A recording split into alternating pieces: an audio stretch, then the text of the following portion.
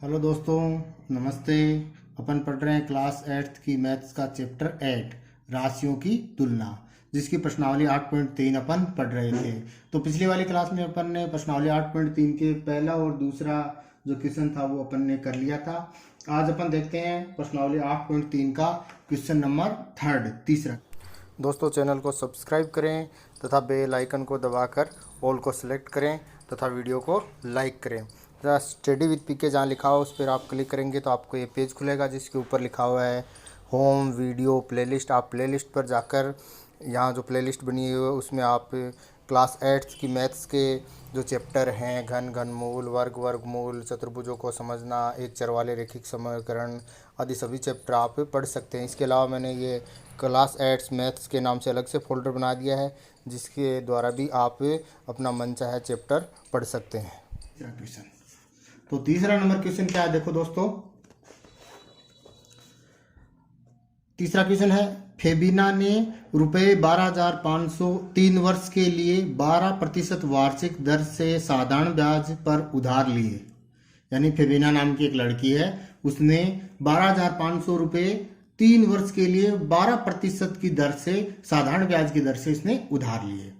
राधा ने उतनी राशि कितनी 12,500 राशि ही क्या उतने ही समय के लिए, कितने वर्ष के लिए 3 वर्ष के लिए 10% वार्षिक दर से चक्रवृद्धि ब्याज पर उधार ली।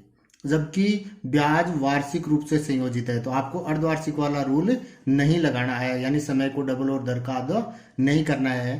तो किसे अधिक ब्याज का भुगतान करना है और कितना अधिक करना है, कहने का मतलब है फेबिना है, उसके लिए अपन ये जो तीनों दे रखी है दर, समय और मूलधन, उस पर साधारण ब्याज निकालना है। राधा के लिए अपन को इसी समय और इसी धन पर 10% की दर से चक्रवृद्धि ब्याज निकालना है और फिर अपन को बताना है कि किसने अधिक ब्याज का भुगतान किया है और कितना अधिक किया है। तो देखो दोस्तों, इसको अपन कैसे करते हैं।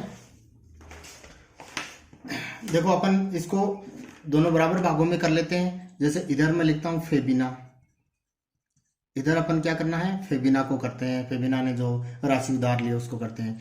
इधर अपन करते हैं राधा, ठीक है। अब मूलधन, यानी मूलधन वह राशि जो उधार ली गई है कितनी है, इसके अंदर 12,500 रुपए, और सेम राशि इधर है, मूलधन कितनी है 12,500 रुपए, ठीक है दोस्तों। अब इधर समय, फेबिना का भी समय 3 वर्ष और राधा के लिए भी समय कितना है दोस्तों 3 वर्ष, ठीक है। और इधर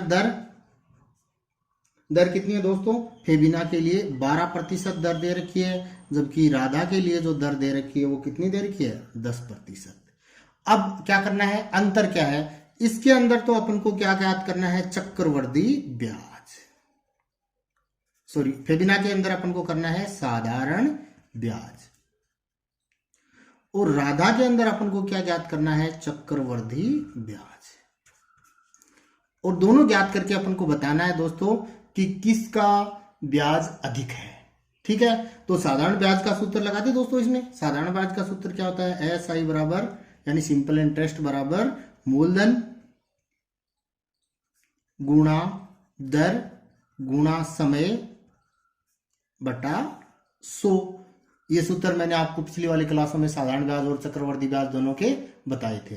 तो इस सूत्र के अंदर अपन ये मान रख देते हैं। देखो, मूलधन की जगह मूलधन रख दिया हमने 12,500, दर की जगह दर रख दी अपन ने 12 और समय की जगह समय लिख दिया 3 वर्ष और बटे 100 लगा हुआ तो 100 लगा दिया।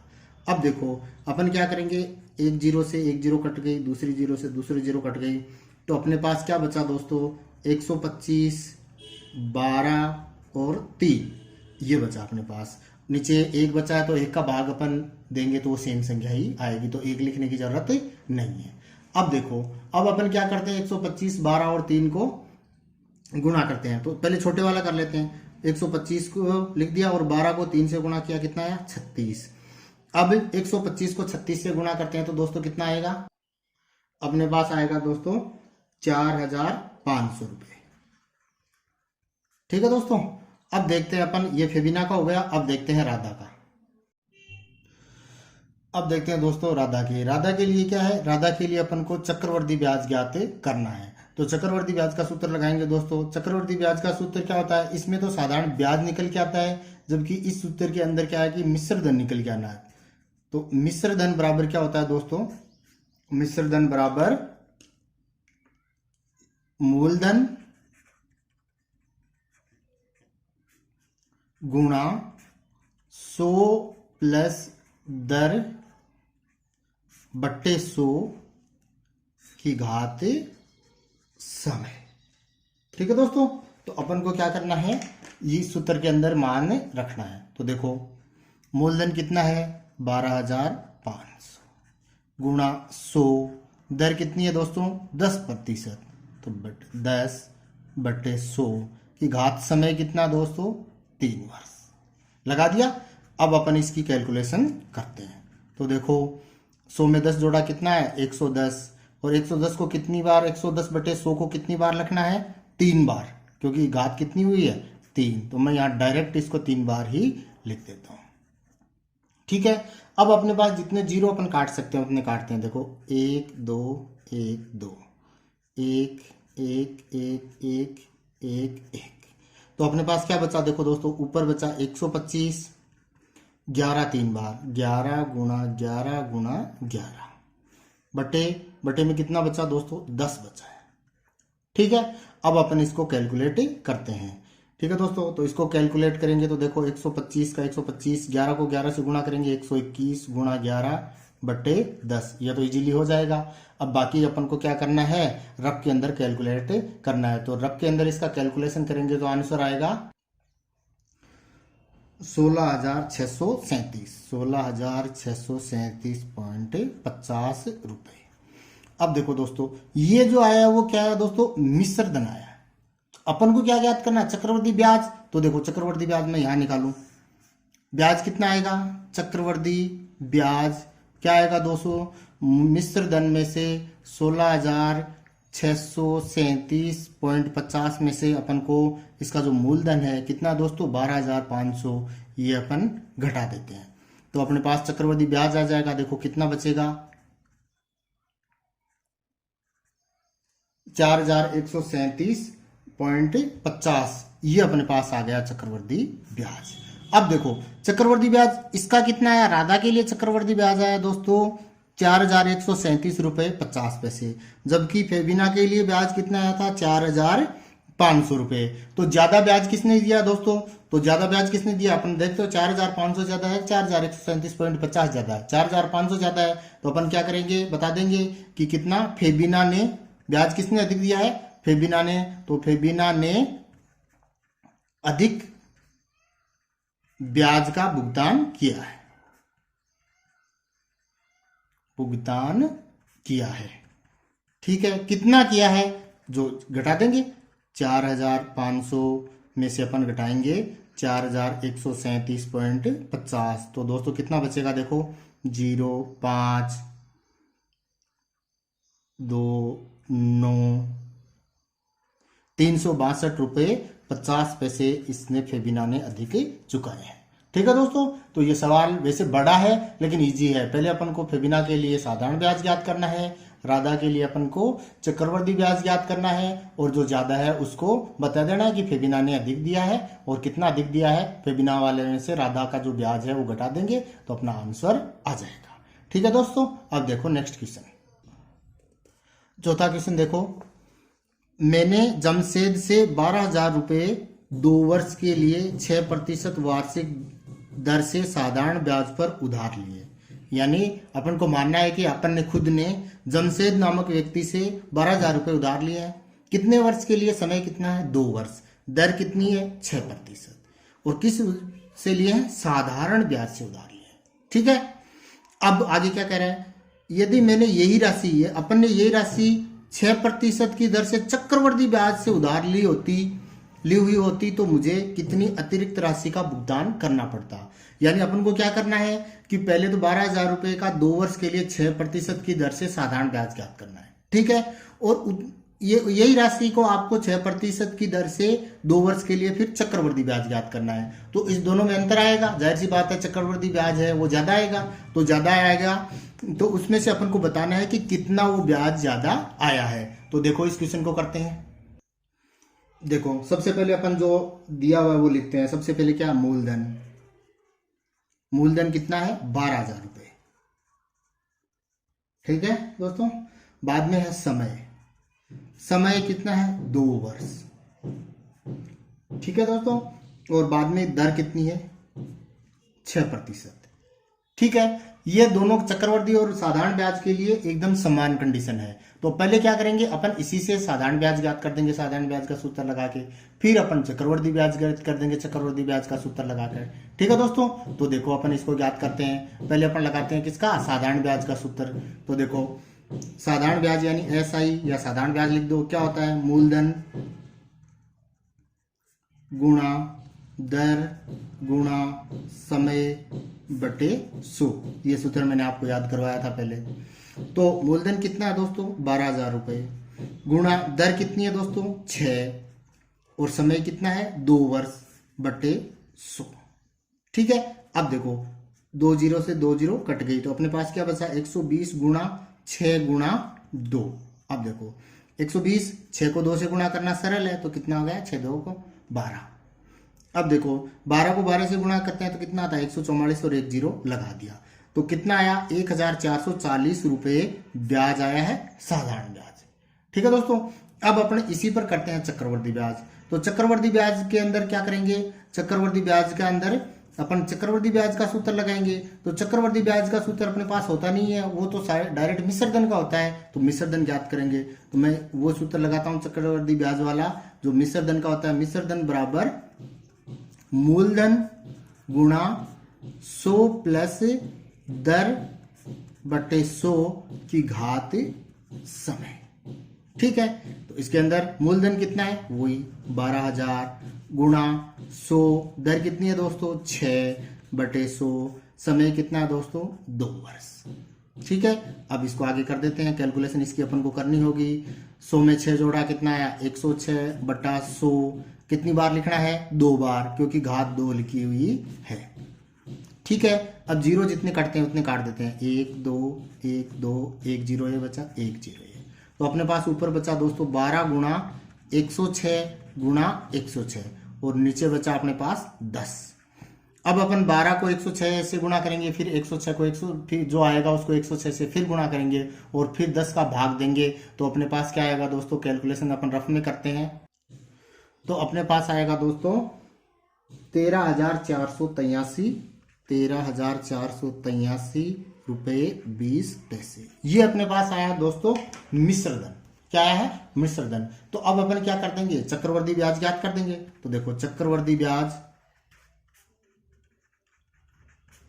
ब्याज क्या आएगा, अपन क्या करेंगे, मिश्रधन है जो 13,483 रुपये 20 पैसे, उसमें से अपन 12,000 मूलधन घटा देंगे। तो मूलधन घटाएंगे तो दोस्तों अपने पास ये कितना आएगा, 1,483 रुपये 20 पैसे, ठीक है दोस्तों। अब देखो इसका जो साधारण ब्याज आया था वो क्या आया था, 1,440 रुपये, और चक्रवृद्धि ब्याज कितना आया, 1,483 रुपये 20 पैसे। तो अधिक कितना, ये अधिक है, तो चक्रवृद्धि ब्याज कितना अधिक चुकाना पड़ेगा।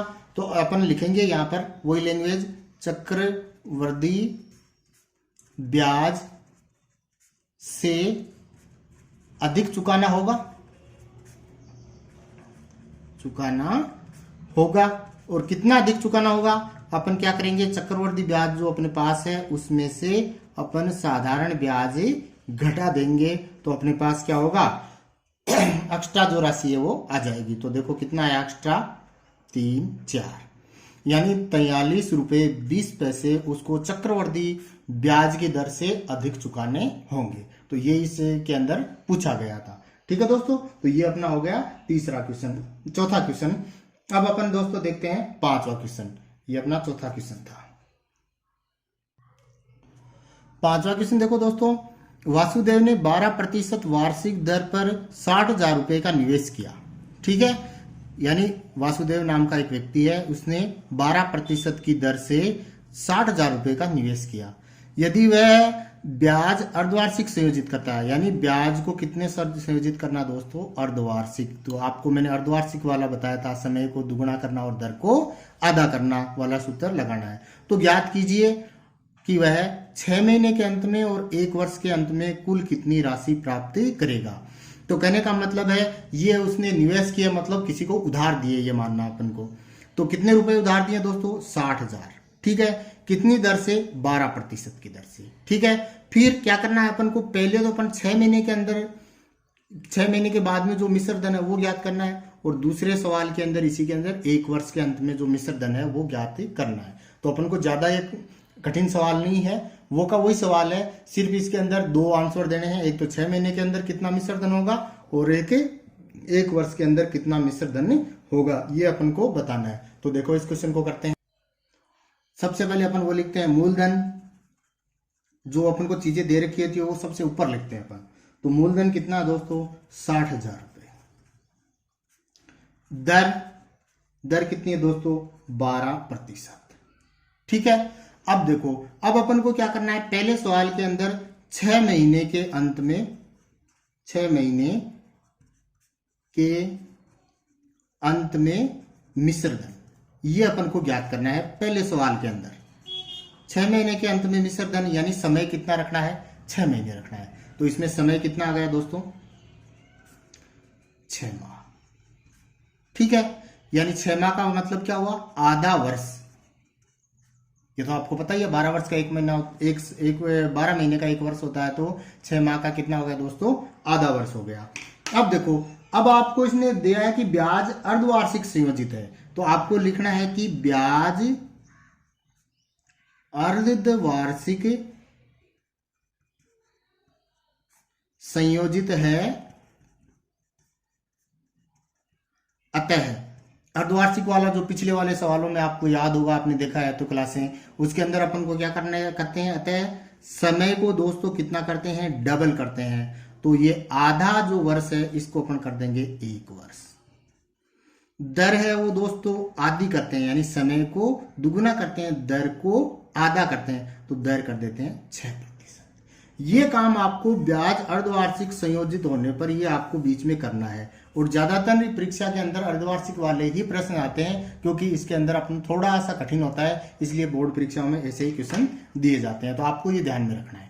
ठीक है, अब देखते हैं, अब अपन क्या करते हैं, मिश्र धन का सूत्र लगा देते हैं, चक्रवर्ती ब्याज वाला। मिश्र धन बराबर मूलधन गुणा 100 प्लस दर बट्टे 100 की घात समय।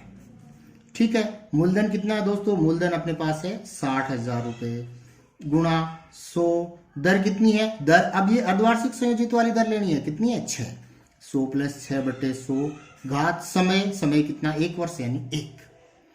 अब देखो, अब 60,000 गुणा 100 में 6 जोड़ा 106 बट्टे 100। अब घात 1 है तो एक बार ही लिखना है, दोबारा अपन को इसको लिखना ही नहीं है। अब देखो, अब जीरो जितने हैं उतने कट जाएंगे, नीचे 2 जीरो कट गए, तो अपने पास क्या बचा, 600 गुणा 106। तो अपन 600 को 106 से गुणा करते हैं, तो अपने पास क्या, अपने पास आता है 63,600 रुपए। ये इसने पूछा है, मिश्र धन ही पूछा है, तो मिश्र धन अपने पास, मिश्र धन का सूत्र लगाया, तो अपने पास डायरेक्ट आंसर आ गया इसका, मिश्र धन 63,600 रुपए 6 माह के लिए। ठीक है दोस्तों, अब अपन क्या करते हैं, नेक्स्ट वाला करते हैं। नेक्स्ट वाले में क्या करना है अपन को, 1 वर्ष के लिए करना है, तो अब अपन क्या करते हैं, 1 वर्ष वाला लगाते हैं। तो 1 वर्ष के अंत में मिश्र धन। अब 1 वर्ष के अंत में दोस्तों मिश्र धन लगाना है अपन को, तो अपन वही ब्याज की दर क्या है, अर्धवार्षिक संयोजित है, तो अपन वो लिखना पड़ेगा, ब्याज अर्धवार्षिक संयोजित है, अतः समय कितना करना है दोस्तों, डबल, यानी 1 वर्ष का क्या करना है, 2 वर्ष। दर कितनी करनी है दोस्तों, आधी, दर कितनी है अपने पास, 12%, तो अपन क्या करेंगे, 6%। अब अपन क्या करेंगे, मिश्र धन का सूत्र लगाएंगे। तो क्या आएगा दोस्तों, मिश्र धन बराबर वो पिछले वाला सेम सूत्र, मूलधन गुणा 100 प्लस दर बट्टे 100 की घात समय। ठीक है दोस्तों, अपन ने सूत्र लगा दिया। अब देखो, अब इसके अंदर वैल्यू रख देते हैं। वैल्यू कितनी है? मूलधन, मूलधन अपने पास है 60,000 गुणा 100, दर कितनी है दोस्तों? 6%। अर्धवार्षिक वाली ही लिखनी है, 12 नहीं लिखनी है। समय भी 2 वर्ष लिखना है। ठीक है, अब देखो 6 कितना होगा? 60,000 गुणा 106 बटे 100 कितनी बार लिखना है? 2 बार। तो डायरेक्ट में यहाँ 2 बार लिख देता हूँ। अब देखो जीरो से काटते हैं, 2 0 2 0 2 0 2 0, नीचे कुछ नहीं बचा। ऊपर क्या बचा दोस्तों? 6 गुणा 106 गुणा 106, ये अपने पास ही बचा है। तो अब अपन इसको क्या करते हैं? गुणा करते हैं। तो इसको गुणा करेंगे तो अपने पास क्या आएगा? अपने पास आएगा 67,416, 67,416 रुपए। ये आ गया दोस्तों अपने 1 वर्ष के लिए इसका मिश्र धन। तो अपन ने दोनों कर दिए हैं इसके अंदर। 5वें में 1 वर्ष के लिए मिश्र धन भी ज्ञात कर दिया और 6 माह के बाद भी मिश्र धन ज्ञात कर दिया। तो इसके अंदर कुछ नहीं है। अपन को जो अर्धवार्षिक वाला जो ये परफॉर्मा है ये भूलना नहीं है, बाकी ये सवाल बिल्कुल इजी है। ठीक है दोस्तों, अब देखते हैं नेक्स्ट क्वेश्चन। 6th क्वेश्चन देखो, आरिफ ने एक बैंक से 80,000 का कर्ज लिया। आरिफ नाम का एक व्यक्ति है, उसने बैंक से कितना उधार लिया है? 80,000 रुपये उधार लिया। ठीक है, ब्याज की दर 10% वार्षिक है। तो 1.5 वर्ष, 1 वर्ष 6 माह, 1.5 वर्ष से पश्चात उसके द्वारा भुगतान की जाने वाली राशि का अंतर ज्ञात कीजिए यदि ब्याज वार्षिक संयोजित हो और अर्धवार्षिक संयोजित हो। ठीक है, देखो फिर से समझो कि 80,000 रुपये अपन को मूलधन लेना है, दर लेनी है 10% और समय लेना है 1.5 वर्ष, यानी 1 वर्ष से 6 माह। ये तीनों लेकर अपन को क्या करना है? पहले के अंदर अर्धवार्षिक वाला संयोजित करके भी अपन को मिश्र धन ज्ञात करना है और दूसरे के अंदर अपन को अर्धवार्षिक का जो सूत्र लगाकर उसके अंदर अपन को मिश्र धन ज्ञात करना है। और उनको ज्ञात करने के पश्चात अपन जो राशि का अंतर आएगा वो अपन को बताना है। ठीक है दोस्तों, तो देखो अपन इसको करते हैं। देखो सबसे पहले अपन लिखते हैं मूलधन। मूलधन इसमें दे रखा है 80,000 रुपये। ठीक है, दर, दर इसके अंदर लिख रखी है 10% और समय कितना लिख रखा है दोस्तों? 1.5 वर्ष, यानी 1 वर्ष और 6 माह। तो कितना आ गया? 1.5 वर्ष। ठीक है, अब अपन को क्या करना है? पहले अपन को क्या करना है? ब्याज है वो वार्षिक संयोजित है, तो पहले अपन को लिख देना है ब्याज वार्षिक संयोजित। ब्याज वार्षिक संयोजित है, इस पर अपन को ज्ञात करना है। तो अपन वार्षिक संयोजित है तो कुछ करना ही नहीं, सेम की सेम संख्या उठानी है अपन को। तो अपन लगा देते हैं मिश्र धन बराबर मूलधन गुणा 100 प्लस दर बटे 100 की घात समय। ठीक है, अब जो लिख रखा है उसकी वैल्यू यहां पुटअप करनी है। तो देखो मूलधन कितना दे रखा है? 80,000। 100 दर कितनी है दोस्तों? 10% बटा 100, समय कितना है दोस्तों? 1.5 वर्ष, 1 वर्ष 6 माह। अब देखो 80,000 अपन की जगह 80,000, 110, 100 में 10 जोड़ा 110 की घात बटे 100 की घात 1.5। अब देखो, अब ऐसा सवाल पीछे भी आया था, मैंने आपको बताया था, याद होगा कि एक घात है तो एक बार तो इसको पूरा लिख देते हैं। जैसे मैंने लिख दिया 80,000 अपनी जगह सही है, 110 बटा 100 एक बार लिख दिया। अब अपन को 2 घात होती तो 2 बार लिखते, 1 घात होती तो 1 बार लिखते। अब ये क्या है? अब ये घात है वो आधी और है आगे। तो आधी का दोस्तों मैंने बताया था, आधी घात हो तो अपन क्या करते हैं? वो दर है उसको आधे से गुणा करते हैं, यानी दर का आधा करते हैं तो 5 आता है। तो अपन 100 में यहाँ 5 ही जोड़ते हैं। तो अपन 100 के अंदर क्या जोड़ते हैं? 5, तो 105 बटे 100 आएगी। यहाँ क्या दोस्तों? 110 है पूरा, तो आधा किया तो 10 का आधा क्या? दर कितनी है? 10, 10 का आधा किया तो कितना है? 5। तो अपन लिखेंगे 105 बटा 100। ये सवाल पहले भी आ गया था ऐसा, जो मैंने बताया था कि आपको इस तरह से याद रखना है। ये थोड़ा इसमें अलग है।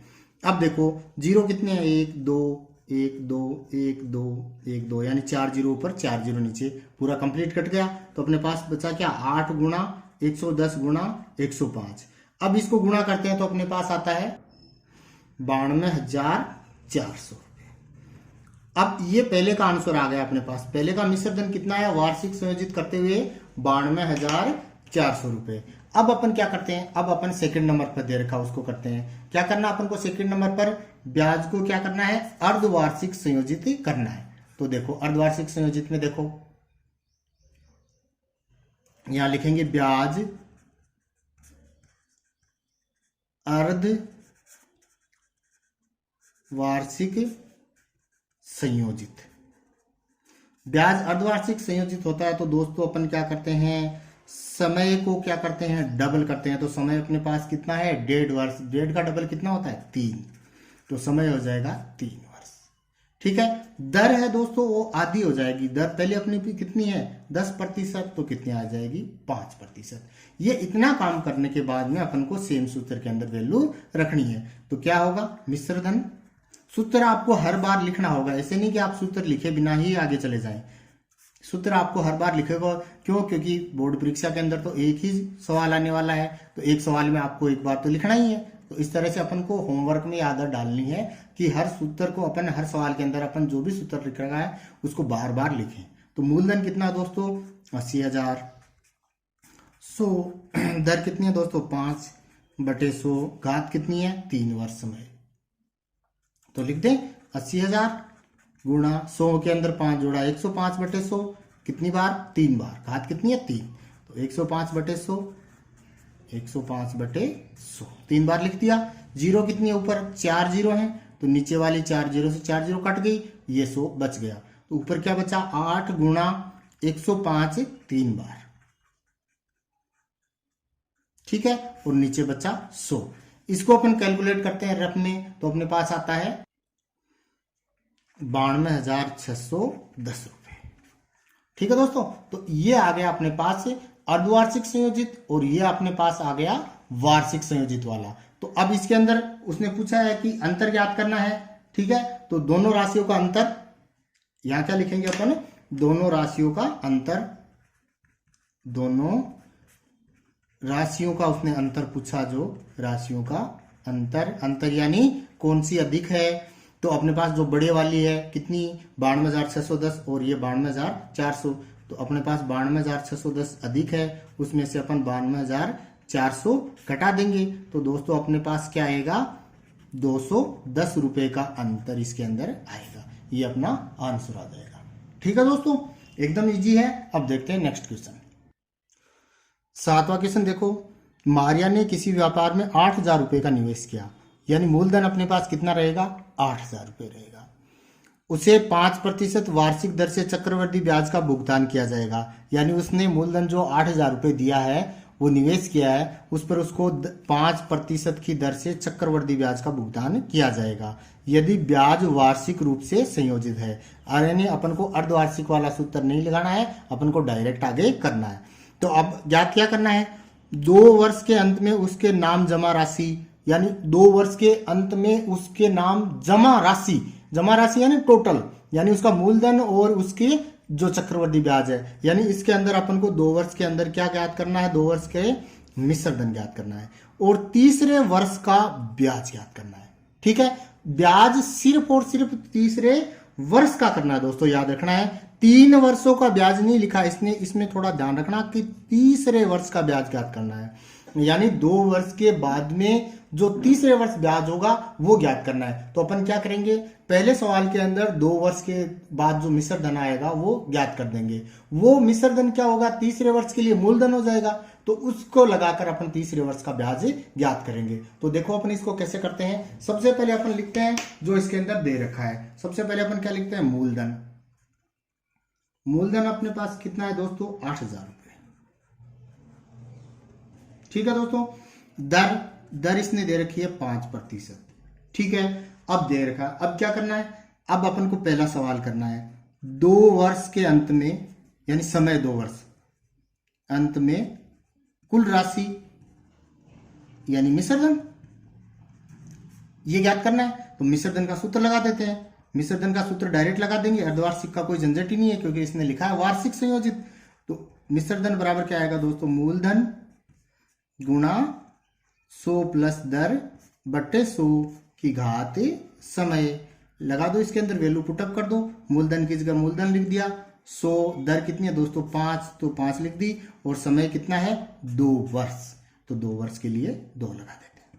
अब देखो दोस्तों कितना है 8000, 100 में 5 जोड़ा कितना है 105/100। 105/100 को कितनी बार लिखना है 2 बार, क्योंकि घात कितना है 2 वर्ष। ठीक है, अब जितनी जीरो कटती है उतनी जीरो काट देते हैं, नीचे 2 जीरो, एक ऊपर 3, तो अपने पास क्या बचा 8 गुणा 105 गुणा 105/10, ये 10 यहां बचा हुआ है। तो इसको अपन कैलकुलेट करते हैं तो अपने पास आएगा 8,820 रुपए। यानी अब उसने उधार कितने दिए थे, कितने का निवेश किया था 8,000 का, और 820 रुपए एक्स्ट्रा उसके ब्याज समेत को टोटल राशि आ गई 8,820। ठीक है दोस्तों, अब इसका नेक्स्ट सवाल है। नेक्स्ट सवाल क्या है, तीसरे वर्ष का ब्याज। ठीक है, तो नेक्स्ट सवाल देखो, तीसरे वर्ष का ब्याज। तीसरे वर्ष का ब्याज, तीसरे वर्ष का सिर्फ और सिर्फ अपन को ब्याज बताना है। तो अब तीसरे वर्ष यहां से शुरू होगा और तीसरे 2 कंप्लीट होने के बाद ही तीसरा आएगा। तो अब इसको आपको देखो यहां विशेष तौर से ध्यान रखना है कि ये तीसरे वर्ष के लिए मूलधन होगा वो 8,000 नहीं होगा, 8,820 होगा। क्यों होगा दोस्तों, क्योंकि वो सिर्फ और सिर्फ तीसरे वर्ष का पूछ रहा है। 3 वर्षों का पूछना होता तो 8,000 लगाते। तो तीसरे वर्ष के लिए जो मूलधन आ गया दोस्तों वो आएगा 8,820। ये चीज आपके आगे नहीं समझ में नहीं आई है तो दोबारा रिपीट करके इसको देखें। ठीक है, दर तो वो ही 5% रहेगी। समय कितना आएगा दोस्तों बताओ, समय आएगा तीसरा वर्ष, यानी तीसरा वर्ष यानी सिर्फ 1 वर्ष, सिर्फ तीसरा वर्ष ही पूछा है, इसको लगाते हैं। मिश्रधन सूत्र आपको याद हो ही गया होगा अब तक, मूलधन कोष्टक के अंदर 100 प्लस दर बटे 100 और घात समय, ये का ये अपन वैल्यू पुटअप कर देते हैं। मूलधन 8,820 गुणा 100, दर कितनी है दोस्तों 5/100, घात समय 1, तो कितना है 8,820 गुणा 105/100, एक घात है तो एक बार ही लिखना है। ठीक है, अब देखो एक जीरो से एक जीरो कट गई। अब दोस्तों ये जीरो है वो इस जीरो से नहीं कटेगी, क्योंकि ये जीरो बीच में है, लास्ट वाली कटती है, तो ये ध्यान रखें। तो ऊपर क्या बचा 882 गुणा 105/10, तो 882 में 105 को गुणा करके फिर 10 का भाग देते हैं तो अपने पास आता है 9,261 रुपए। ये दोस्तों आया है मिश्रधन आया दोस्तों। अपन को क्या करना है, तीसरे वर्ष का सिर्फ और सिर्फ ब्याज ज्ञात करना है। तो तीसरे वर्ष का जो चक्रवर्ती ब्याज है वो क्या आएगा, तो अपन यहां निकाल देंगे चक्रवर्ती ब्याज। तीसरे वर्ष का इसने सिर्फ ब्याज पूछा है, ये तो आया है क्या मिश्रधन, तो ब्याज बराबर क्या होगा, मिश्रधन में से अपन मूलधन घटा देंगे। तो मिश्रधन कितना है दोस्तों 9,261, और मूलधन इसके लिए कितना है 8,820 रुपए। तो 9,261 में से 8,820 अपन दोस्तों घटाते हैं तो अपने पास आता है 441 रुपए। तो दोस्तों ये तीसरे वर्ष का जो अपने पास चक्रवर्ती ब्याज है वो 441 रुपए है। ठीक है दोस्तों, तो ये अपने पास हो गया 7वां सवाल कंप्लीट। आज की क्लास में बस इतना ही, आगे वाले प्रश्न अपन नेक्स्ट क्लास में करेंगे। इसके लिए आप अपने मेरे चैनल को सब्सक्राइब करें, वीडियो को लाइक और शेयर करें। Thank you.